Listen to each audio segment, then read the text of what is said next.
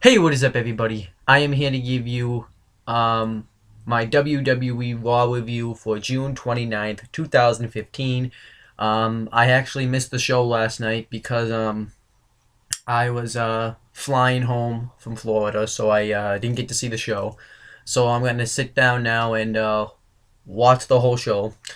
And I'm actually going to watch the pre-show again. Just because I don't got nothing going on right now, so I figured why not just sit down and watch the pre-show, and I figured I'd do just that. So I'm gonna do that. I'm gonna sit down, watch the pre-show, and enjoy myself. Um, Now I know there was one match announced for the show before I actually no I looked it up online before the show actually happened, and I know the match is Corporate Kane and Seth Rollins versus Dean Ambrose and Roman Reigns. So that match should be, we've seen it like 3,000 times, but that should be a solid tag team match, and we'll have to wait and see how the show goes along. But let's see how Raw is. I hope Raw is end up being good tonight, and if it's not, then it is what it is. But we're gonna have to wait and see. Okay, so started with the pre-show. We had Scott Stanford, Corey Graves, and David Otunga on the panel, and the only really things that happen is they Dolph Ziggler calls in on the hotline for an interview, um, and because they actually no, that's not what happens first. They announce a couple of matches. They announce it's gonna be they announced that John Cena is gonna have his United States Championship Open Challenge again. They announced that the Rollins and Kane versus Reigns and Ambrose tag team match is now going to be no disqualifications. Well, I don't know if it was before, but I just found out that it is no disqualifications, which is going to make the match a little bit more interesting. And then they announced Big Show versus Mark Henry, and they also announced that Dolph Ziggler and Lana are going to go public, which I have no clue what that's going to mean. I think it's going to mean something involving their relationship status. So that's going to be pretty cool. So that's what they kind of asked Dolph Ziggler about. Dolph Ziggler says that he probably is a rebound, but it doesn't really matter to him. And he talks about how Rusev's, been following him. And everybody feels bad for the big bully Rusev. He bullies everybody in the ring. That's why Summer Rae probably is, taking a liking to him. Or she's just trying to, get herself ahead in her career. So that was really about it. He said... And I thought it was a fine promo. I'm just not really interested in the whole Dolph Ziggler, Lana, Rusev thing, for obvious reasons, and I'll get into it maybe as my Raw review goes, when I get to that part, obviously. And then they show The Rock's return to Boston in the TD Garden. The only reason I'm mentioning this is because, well, one, it seems like it was really cool. He showed up in Boston, he interrupted Bo Dallas, and he probably cut a promo on him. He laid him out. I didn't see the YouTube video yet, but, it is what it is. I'm only pissed about this, though, because I could have gone to this event if I wasn't in Florida. And I figured the one time I didn't go, The Rock shows up. That ain't fair. I think they did that, though, because, this was after that huge snowstorm had happened, so they wanted... And they gave people refunds, so they probably wanted people to get their money's worth, so they planned on having somebody big show up like The Rock, so that's still pretty cool. But other than that, that's the only thing that's happened. So now I'm going to watch the actual show itself and review it. I'm going to watch it off that wrestling site, so I'm going to watch it in parts, obviously. So as I'm done watching each part, I will come back here and talk about it. Okay, so now we have the actual show itself. And we have JBL, Michael Cole, and Byron Saxton on commentary. And the Authority comes out. Which, the only ones that actually came out were Seth Rollins, Corporate Kane, and J&J Security, which is Jamie Noble and Joey Mercury. And Jamie Noble is still has the injured ribs. He was holding his side. But he was still there, which was cool. And Seth Rollins talks about how since they were Washington, D.C., this place is all about power. But they wouldn't know anything about power because they're the ones that have like the true power or something like that. And they talk about how he did something that no one has been able to do. He destroyed Brock Lesnar. And he says that Brock Lesnar isn't here tonight because he's flying to Japan because they're going to have that live show in Japan, which I'm assuming they're going to hype throughout this Raw.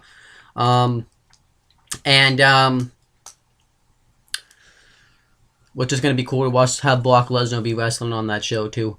And then Seth Rollins says that it was like one of the most epic beatdowns in WWE history. And he said, to show my gratitude towards Kane and J&J Security, I got you guys a little something. And he pulls out like a little curtain with like on like a table. And it's app watches, I think they call. No, Apple watches. Well, same thing, I guess it's. But these things, I guess you can like. It's like a watch, but you can do other things. You can go online on them. You can go on Facebook, YouTube, and stuff like that. Which these things look pretty cool. And they're like, now you guys can travel in style, and you guys can go on YouTube and watch one of the most epic beatdowns in WWE history when we beat down Brock Lesnar. And he said, well, Kane, that's not all I got for you. I got you. He talks about how he's been in the WWE for 17 years and Kane's never asked for anything. So we got him a vacation to Hawaii, which we thought was kind of cool. And some Hulu people come out, the Hula girl, the guy that plays the guitar in Hawaii. And Kane says that this is the nicest thing that anybody's ever done for him. And he's always been debating what would happen, what animal he would throw in the volcano to set on fire. And when he does that, he's going to be thanking Seth Rollins. And Seth Rollins says that he should be thanking Kane because he helped Seth Rollins take out Brock Lesnar. And then he gets J&J Security the one call, which was really cool. And they celebrate about that. And Seth Rollins, because they say they were traveling in an old beat-up rental car, but now they're going to travel in style. And he bought them the wrong car. It cost a lot of money. And Seth Rollins is pretty much trying to kiss up to them since, he's got this match with Brock Lesnar coming up and he doesn't want to get destroyed. And that was pretty much the opening segment. It was pretty much Seth Rollins trying to kiss up to them. I didn't mind the opening segment. I thought it was okay. It got the point across, I guess, what needed to get across. And I thought it was good. And everybody was all happy about it. Joey Mercury said that he loved Seth Rollins for it. So I thought this was fine. I thought it was fine. Okay, so we get the first match on the show. It's Big Show versus Mokami with The Miz on commentary for this match. And the match was really short. Big Show hits 2 knockout punches for the win. And then Ryback comes out, attacks the Big Show. Big Show gets the upper hand for a little bit, then Ryback takes out his knee. Then Miz runs in, hits a big boot on Ryback, then runs off. And then Ryback says that him and Miz are scheduled to have a match later on tonight, but he wants to have it right now. So I guess he accepted, because after that we get the Miz versus Ryback. And this match actually was solid. I enjoyed it. Ryback picks up Miz like for a suplex, and he walks around with him, and then he marches around with him, and he holds him there for about 10 minutes, which was pretty impressive. And then Ryback throws Miz into the barricade. He dominates the Miz throughout the first half of the match, and then the Miz lays out Ryback with a DDT. Miz gets the heat on Ryback, then Ryback makes his comeback, goes for the Mihawk clothesline, but then Miz just runs off, runs to the back. And the weirdest part was the referee was counting him out. Because if you don't get back inside the ring in 10 seconds, you lose. And the referee just was at 4, and then I guess he realized Miz wasn't coming back, so he just ended the match. I thought that was kind of weird, because normally they still continued the count, but I guess they realized Miz wasn't coming back. I didn't like the finish. I don't usually like those type of finishes. I don't usually like count-outs or disqualification finishes unless they make sense. So I really like that. But other than that, this was pretty decent stuff. Okay, so we get Alicia Fox with the Bella twins, Nikki and Brie, versus Paige. I guess the Bellas are heel again. So last week they were face, and then they're heel. Makes no sense, but nothing makes sense in the Divas division for WWE nowadays. But the match was fine. I thought it delivered. Alicia Fox hit an awesome big boot. She hit a backbreaker on Paige, and then Paige hit some pretty good knees in the corner. And then eventually, Brie Bella tries to come up on the apron. Paige tries to knock her off, but she ducks before she can hit her. Alicia Fox tries to roll her up, and then Paige reverses it to another roll-up and wins the match. And she escapes before the Bellas could come in and attack her. I thought this was fine. It was simple. I'm just not into that whole Divas division thing where they're trying to do that Revolution thing, so that's how I feel. Unless they do something interesting with it, I have no interest in that right now, because it's probably leading to another Divas title match between Nikki Bella and Paige, which I really don't want to see. Okay, so now we get John Cena's United States Championship Open Challenge, and he actually doesn't come out and kind of promo saying that, he would say the U.S. title Open Challenge resumes now. He actually says it to the camera. He normally would say something to the camera when he comes out, and he did it this time. He says don't change your channels because the U.S. title Open Challenge starts now. John Cena should at least get one of those Apple Watches, so that way he doesn't look like an idiot looking at his hand with no watch on. Kevin Owens comes out to accept the challenge, and they even announce them. They do their introductions and stuff like that, but doesn't happen. Kevin Owens gets out of the ring, has a mic, and says that he changed his mind. He's gonna wait until Battleground to take the United States Championship from John Cena, and he says that he's gonna be the one to beat John Cena for the United States Championship. I want you to call him. Okay, I'll call him in a second. And who come? Kevin Owens, I think, says but this guy can try, or something like that. And who comes out? None other than Cesaro. And I actually was pretty happy about this because I do like Cesaro. They have the match, and it was an awesome match. Cesaro dominates most of the beginning of the match. He hits a backbreaker. He hits the gut wrench throw. He hits a big boot on Cena. He dominates the first half of the match. John Cena makes some comebacks. He hits his little throwback move that he likes to hit. He goes for the 5-knuckle shuffle. Cesaro counters with a clothesline. And then Cena hits a springboard stunner on Cesaro. Cesaro kicked out of that. Cesaro hits the uppercut on Cena. Cena kicks out of that. And then Cesaro got Cena into a submission hold, and then Cena hit a roll up on it, which looked really cool. And then Cesaro kicked out of that. Cesaro went for the sharpshooter, but Cena got out of it. And then John Cena hits his comeback, hits the 5-knuckle shuffle, goes for the AA. Cesaro lands on his feet, hits a big boot on Cena, and Cena kicked out of that. And then Cesaro, what else happens next? Cesaro, I'm trying to remember. Just want to remember what, gets Cena in the shops. No, Cena gets Cesaro in the STF, and then Cesaro counters it into the sharpshooter, and then Cena gets the ropes. And then Kevin Owens ended up joining commentary for this match as it was going on, which was really cool. And Cena hit the tornado DDT from the top. Cesaro kicked out of that. Cesaro hit the suplex from the apron. Cena kicked out of that. Eventually, Kevin Owens gets in and gets in Michael Cole's face because he feels like he was disrespecting him for getting in this match, and keeps talking about how John Cena brought out the best in him. So Kevin Owens felt pretty disrespected about that. And then Cesaro hits a drop kick onto Cena when he tries to go off the top rope. He gets an uppercut in the corner on the barricade, gets Cena back in the win. Goes for the neutralizer. Cena counters with a back body drop. And then Cena goes for the AA. Cesaro counters into the neutralizer. No, Cena hits the wheelbarrow roll-up. And then Cesaro kicks out of that. Then Cena goes for the AA. Cesaro counters into the neutralizer. Cena kicks out of that.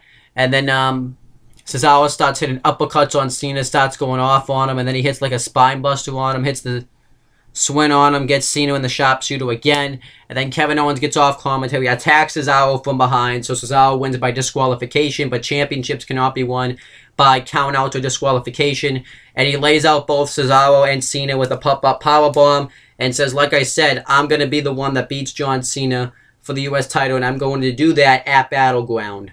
And I like this a lot. I know I just said that I don't like matches that ends on countouts or disqualifications unless they make sense, and this one makes sense because Kevin Owens wants to be the one to beat John Cena for the United States Championship, and you can also utilize this in the future. Let's just say that John Cena retains the title at Battleground. Cesaro can have a legitimate gripe to get a rematch because technically he had John Cena. He can say, I had you beat for the United States Championship, so I want a rematch. Or if Kevin Owens wins, Cesaro can say, you cost me a chance to win the U.S. title. I want to face you for it. So they can utilize this in the future program. So I thought this was fine. I thought this whole match was a classic, and I liked the aftermath afterwards. So this actually was the best thing on the show so far. Okay, so Bray Wyatt cuts a promo backstage and on Roman Reigns, and he has a thing that's has the Roman Reigns picture, and it says anyone but you. And he talks about him. He says that he was his father's least favorite child. And that's kind of funny because his father's the IRS guy that was with the $1 Million Man, Ted DiBiase. So I guess, so I think that's kind of cool. And he says that there's going to be no distractions with Roman Reigns. When they face at Battleground, it's just going to be you and him, so you don't have to worry about any distractions. And he talks about something about spiders, saying some crazy Bray Wyatt stuff about that. And I think he says, too, that the universe didn't accept Roman Reigns when he was going into his big WrestleMania match with Brock Lesnar and all that. And he was having his big push, which is true. And he says that he wants to take Roman Reigns' spot to be like the next guy that WWE really wants to push. Pretty much, that's pretty much what he says. I thought this was a fine promo, but I have some creative problems. And he also says you don't know the type of things that I am capable of. That's also what he says. I have some problems with this, and I'm going to talk in a video about my problems with the Bray Wyatt character in a different video, because I feel like if I did it all here, I would be ranting and it wouldn't stop. So that's how I feel. But that's all that. Well, there's some match going on right now, but it's not over yet. But that's all that's really happened so far. Okay, so it took me a little while longer to record this part of the video because I was eating dinner, and it was what it was. But whatever. But I'm here to continue with my Raw review. So let me continue.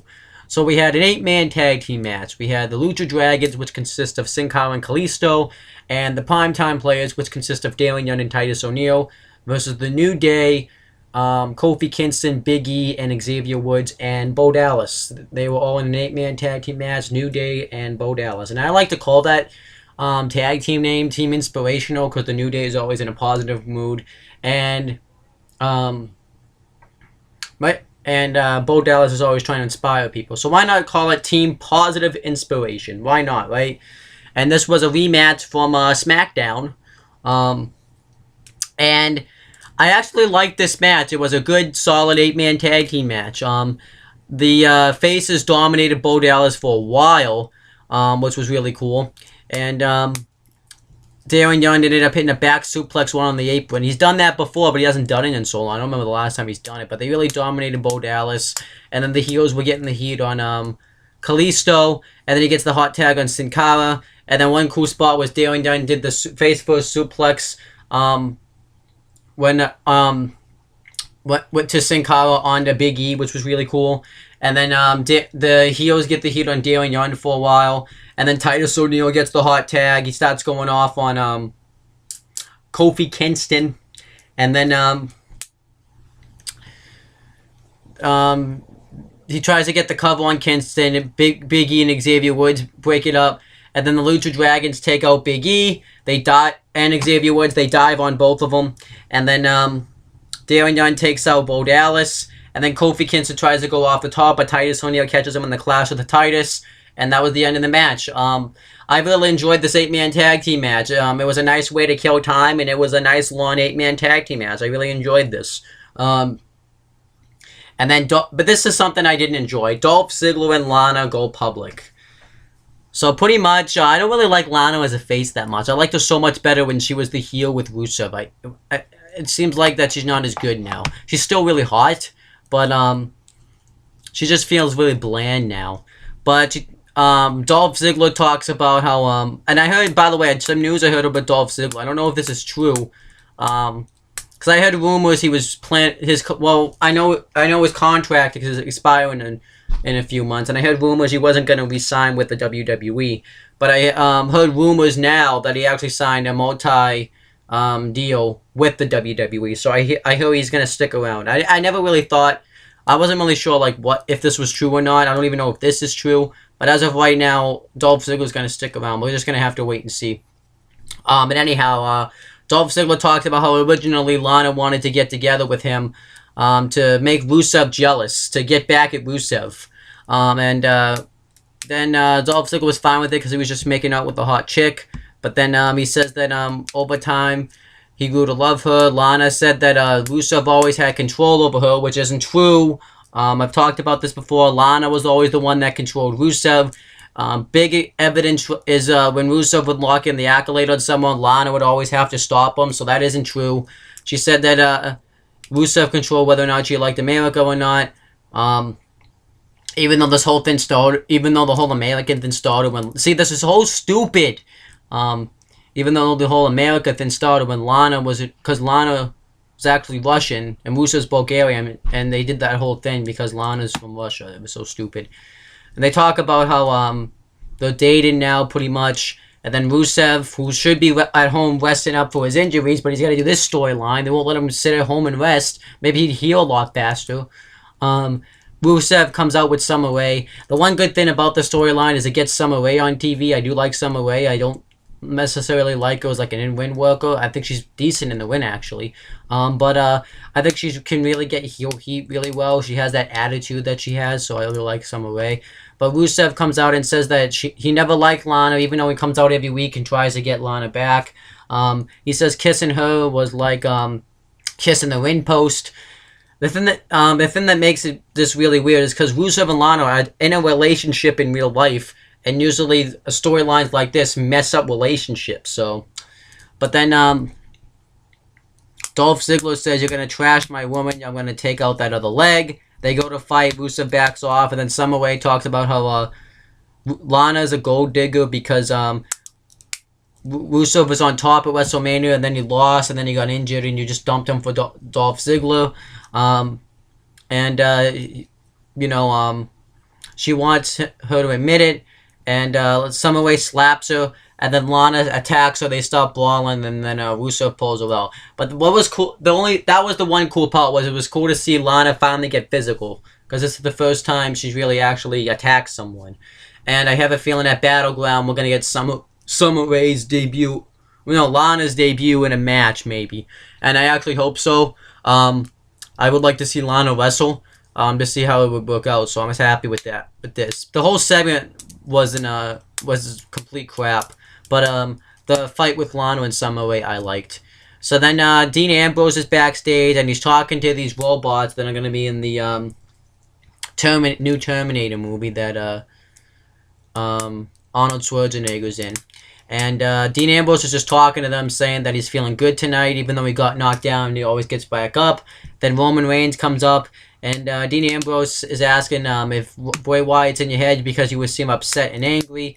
Roman Reigns says, yeah, but Dean Ambrose says that he wants him to be like this because he likes the Roman Reigns that got kicked out of SmackDown. That's the Roman Reigns that needs to come into this match against Kane and Rollins. And Roman Reigns... Roman Reigns says that I hate Bray Wyatt, I hate the Authority, I hate everybody else but you. You're the only family I got around here. So tonight I'm gonna go rage and we're gonna take out the Authority. And then Disney Ambrose talks to the statues again and says that's what I like. So I like the backstage segment between Ambrose and Reigns. I like how they're all friends, and I hope this friendship kind of sticks around. So overall, this part of Raw was pretty enjoyable, except that Dolph Ziggler Lana segment. That was trash, but everything else was pretty good. Okay, so next we got Neville versus Sheamus, and I thought this match made a lot of sense to happen because Sheamus had knocked Neville off the ladder in the Money in the Bank ladder match, so I thought it made sense for this match to happen. And this was a really good match. Neville hits Hurricanrana on Sheamus. Then he tries to go for one again. Sheamus tries to powerbomb him. Neville Hurricanranas him outside the ring. And then Sheamus takes control. He dominates Neville for a while. He hits 3 Irish Curse backbreakers on him, which was really cool. He hits like that Rolling Thunder move on him. And then Neville hits a wicked super kick on Neville, which was really... Well, Neville hits a hilly super kick on Sheamus, which was really cool. And then he starts to make his comeback. He hits a moonsault outside the ring onto Sheamus. And then hits a sick drop kick on Sheamus. And then he hits a Insecurity in the corner. He tries to go for the Red Arrow. Sheamus kicks his leg under him. Sheamus goes for the Bro kick. Neville counters into a roll-up, and then Sheamus kicked out. And then Sheamus hits the Bro kick again. Well, hits a Bro kick. Then Sheamus eventually hits the Bro kick for the win. And Sheamus goes over here. I'm fine with this because Sheamus is the Money in the Bank ladder match winner, and you do want to make him look strong. So I'm happy they're making Sheamus look strong here. But I really thought the match delivered, and I thought it made a whole lot of sense for it to happen. So I was happy with this. And then we get Jack Swagger versus Ken Barrett. It's nice to see Jack Swagger finally back on TV, finally wrestling on Raw. I don't remember the last time I've seen Jack Swagger wrestle on Raw. It sucks. I wish they could find a better position for Jack Swagger. But before the match, Ken Barrett cuts a promo saying that since I'm the king of the ring, in every one of my matches, all of my opponents have to bow down to the king and bow down to me and all hail Ken Barrett. Jack Swagger doesn't do this. But the match was really short. Ken Barrett wins with the Bowhammer. This was fine with me because at least Ken Barrett's starting to win some matches, so I'm happy with this. But overall, these were two. The match itself between Swagger and Barrett was really short, but I'm happy Barrett went over. And I like the Neville Sheamus match. So these were pretty good stuff. Parts of the show right here. Alright, so now we have the main event. Roman Reigns and Dean Ambrose versus Seth Rollins and Corporate Kane with J&J Security, and they come out in that new car that Seth Rollins had bought him, which I thought was a waste of gas, but it's just me. And this was a no disqualification match, and the match starts off, everybody's just brawling.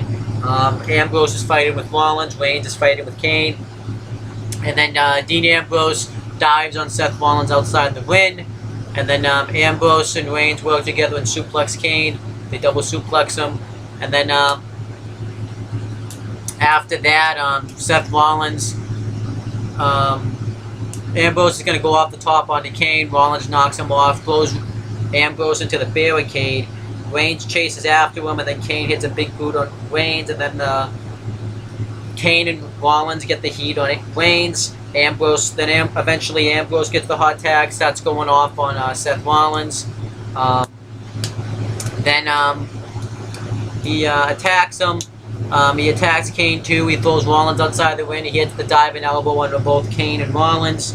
He throws him into the he throws Joey Mercury into the barricade. No one touches Jamie Noble because he's legit injured.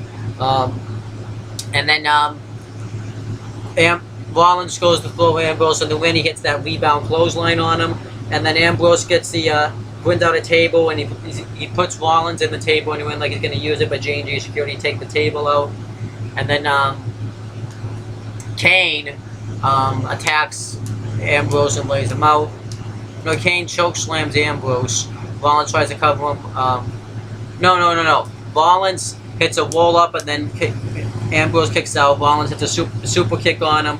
Reigns breaks up the pinfall, and then Reigns starts going off on the Authority. Joey Mercury hits Reigns with a kendo stick, and Reigns it doesn't phase Reigns. He attacks him. He hits Joey Mercury and Kane with the kendo stick, and then he hits the Superman punch on Kane. Superman punch on Joey Mercury. Rollins tries to go off the top, and he catches Rollins hitting the Superman punch on him. And then he goes for the spear, but then Bray Wyatt's thing goes off, his little video. And then Wyatt beats the shit out of Reigns, throws him into the steps, just beats the shit out of him, hits a standard rock bottom on the announcer's table. And then afterwards, Dean Ambrose is left in a 2-on-1 situation against Kane and Seth Rollins. Eventually Kane hits a choke slam, and Rollins hits a pedigree on Ambrose and covers him for the win. So Rollins and Kane go over here. And afterwards, they set the table up in the corner, and Rollins is about to do the Shield triple powerbomb on Ambrose. But Wayne comes in, fights him off, fights off the Authority, and then he gets beat down, and he keeps trying to fight back pretty much, and then eventually the Authority outnumber him. Kane hits 2 choke slams on him, and Rollins powerbombs Reigns through the table. Rollins hits a pedigree on Reigns and stands tall, so I thought the Authority looked dominant here. Then afterwards, Bray Wyatt comes out and hits a Sister Abigail on Reigns, and then his thing goes off to end the show. And that was the end of Raw.